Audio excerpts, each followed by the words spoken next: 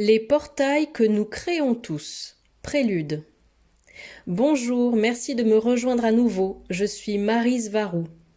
J'ai mis de côté ce sujet depuis plusieurs jours parce que je voulais voir si je pouvais faire des graphiques ou des images pour étayer les informations. Mais j'ai vu que cela me prendrait trop de temps, alors j'ai décidé de simplement faire confiance en mes compétences descriptives. Dans une vidéo précédente, je décris comment les drones sont utilisés et cela est directement lié à la manière dont les informations dont je vais parler ici ont été recueillies, surtout pour la deuxième partie de ce sujet. Celle-ci est le prélude. Je ne peux pas mettre autant d'informations dans une seule vidéo en raison des limites des moyens de communication et des programmes de production vidéo dont je dispose ici. J'ai dit que l'univers était fait de conscience et non de matière. Étant donné que la matière et l'énergie sont juste une manifestation de l'intention concentrée de la dite conscience créatrice. J'ai parlé de la façon dont n'importe quel endroit dans l'espace et le temps, tout, y compris toutes sortes d'objets, sont représentés avec une valeur numérique de fréquence en fonction des harmoniques d'une fréquence que chacun maintient. En d'autres termes, chaque objet maintient une vibration unique qui peut être représentée par un nombre. Nous pouvons imaginer une zone et tous les objets qu'elle contient comme une carte de nombres. Carte dans le sens de carte géographique. Ceci est directement lié aux densités d'existence, car plus la valeur de la fréquence numérique d'un lieu ou d'un royaume est élevée, plus élevée sera la densité à laquelle il appartient. Plus une fréquence est élevée, plus elle peut transporter d'informations, ce qui signifie en d'autres termes que plus un être sensible et conscient a de conscience, plus élevée sera la densité à laquelle il appartient. En n'oubliant pas que nous ne vivons pas dans une densité, mais que nous sommes une densité. Et cette fréquence plus élevée avec un plus grand volume d'informations rendra à son tour l'être sensible et conscient qui expérimente tout cela capable de créer un monde, un royaume plus complexe dans lequel vivre. Étant donné que ce monde apparemment extérieur à l'être sensible n'est qu'une illusion et un reflet direct de l'être lui-même. Le monde est ce qu'il est parce que l'être sensible et conscient le crée ainsi, avec ses propres interprétations, valeurs et accords. Toute la matière en tant que telle est aussi une illusion et elle est formée d'ondes stationnaires qui sont créées et maintenues par un harmonique d'une fréquence unique et spécifique à chaque particule de matière. Cette harmonique est ce qui donnera tous les attributs et propriétés de chaque particule et de tous les objets plus complexes que cette particule forme avec d'autres particules. Tout cela se déplace dans un milieu qui est de la conscience pure et peut être vu et étudié en pensant à elle comme de l'eau et à sa dynamique d'écoulement, au point que même la plupart des lois de l'hydrodynamique s'appliquent ici avec une validité considérable. Ce flux dans le fluide de la conscience pure est la gravité. La gravité est un flux et une direction de l'attention ainsi que le volume ou la quantité de cette attention que quelque chose reçoit et qui dicte ce que cette chose est. Les harmoniques qui créent ce qui précède sont des fréquences ou sont constituées d'un groupe de fréquences en parfaite coordination. C'est aussi la description de la musique. Et oui, cela signifie que l'univers entier se forme et se maintient uni avec la musique et par la musique. C'est pourquoi tout ce qui existe peut être représenté par un nombre qui, à son tour, décrit la valeur de la fréquence et la valeur des harmoniques qui sont en jeu ici, et qui, à leur tour, forment tout ce qui existe. La fréquence et ses harmoniques sont l'objet lui-même. Le moteur qui déplace, génère et crée tout cela est la conscience. Et elle applique son attention dans n'importe quel domaine existentiel à travers tous les êtres sensibles et conscients. En d'autres termes, tous les êtres sensibles qui ont une conscience, qui ont une connexion à la source originelle, qui ont une âme, sont les créateurs de toute la matière et de toute l'énergie qui existe, simplement en donnant une interprétation et une valeur à la simple énergie potentielle. En termes plus simples, tous les êtres dotés d'une âme créent une fréquence avec leurs harmoniques qui, à leur tour, créeront tout ce qui un jour a existé, existe et existera. Étant donné que tout est une création massive en dehors du temps et de l'espace.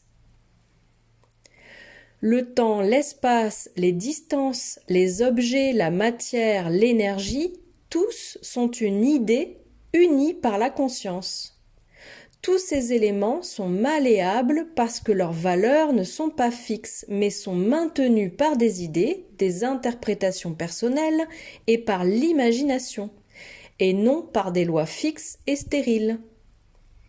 Ce qui est pensé et interprété est la réalité pour celui qui le fait. Le monde dans lequel vous vivez peut sembler figé et doté de lois physiques qui ne peuvent apparemment pas être transgressées. Par exemple, dans votre expérience, vous ne pouvez pas traverser les murs, je le sais. Mais aussi convaincant et irréfutable que cela puisse être, il s'agit là aussi d'un accord que vous maintenez à plusieurs niveaux, pour la plupart inconscients. Mais vous créez votre monde. C'est pourquoi vous devez surveiller quelle matière vous consommez, quel sujet vous étudiez et quelle personne vous écoutez. Parce que vous créez et décidez de vos propres valeurs, de ce qui est possible et de ce qui ne l'est pas. Vous créez tout votre monde en fonction des idées et des personnes qui vous influencent.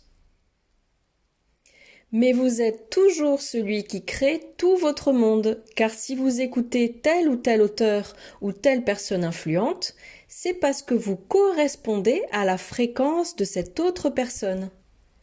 Dans une large mesure, vous êtes cette autre personne ou cet influenceur parce que vous êtes d'accord avec ce qu'il ou elle dit, alors vous devenez encore davantage cela. Le principe de la fréquence dominante s'applique ici parfaitement. Il stipule que la fréquence dominante sera la plus forte et fera que toutes les autres fréquences autour d'elle s'accordent à celle-ci. Lorsqu'il y a une fréquence majeure forte, toutes les fréquences mineures autour de sa zone d'influence vibreront bientôt exactement comme elle. Alors pensez par vous-même, soyez authentique et congruent avec vos propres valeurs que vous vous êtes créées. Tout ce qui précède signifie que tous les êtres sensibles avec une connexion à la source originelle génèrent de la gravité. Par conséquent, ils déforment, modifient, influencent et créent tout le monde matériel ou non qui entoure la zone de leur conscience ou dont ils sont conscients.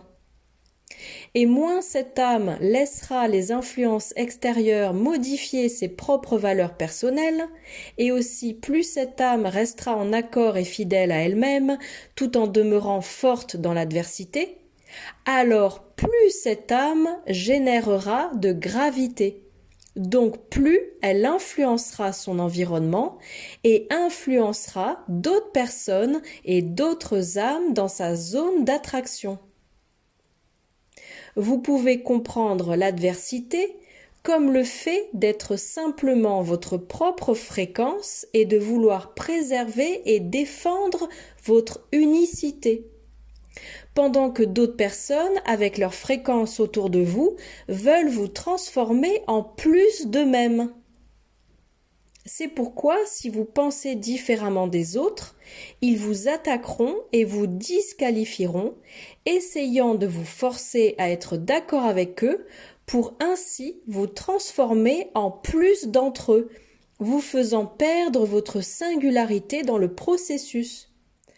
Alors tenez bon et restez fort, petit Starseed. Voici un exemple à comprendre en regardant le monde en termes de valeurs numériques de fréquence. Chaque fois qu'une personne traverse un lieu, l'endroit transformera ses propres valeurs de fréquence en de nouvelles fréquences qui seront plus similaires à celles de la personne qui passe.